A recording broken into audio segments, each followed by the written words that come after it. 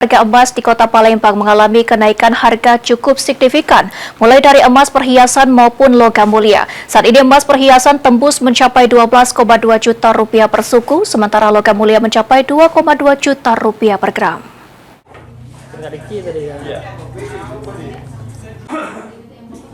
Harga emas di Kota Palembang saat ini terus mengalami kenaikan, mulai dari harga emas perhiasan maupun logam mulia.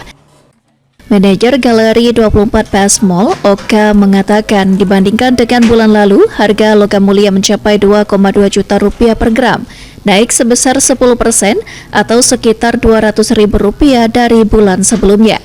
Selain itu, harga emas perhiasan juga mengalami kenaikan yang cukup signifikan, yakni mencapai 2,4 juta rupiah per gram.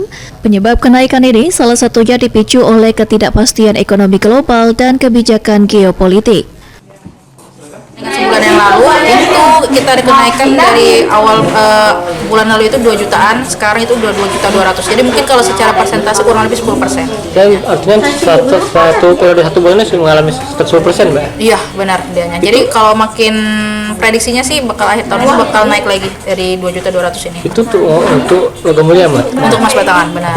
Kemudian untuk harga Diprediksi kenaikan akan terus terjadi hingga akhir tahun nanti. Meski begitu, minat masyarakat di Kota Palembang untuk membeli emas masih tetap ada, baik untuk kebutuhan investasi maupun perhiasan.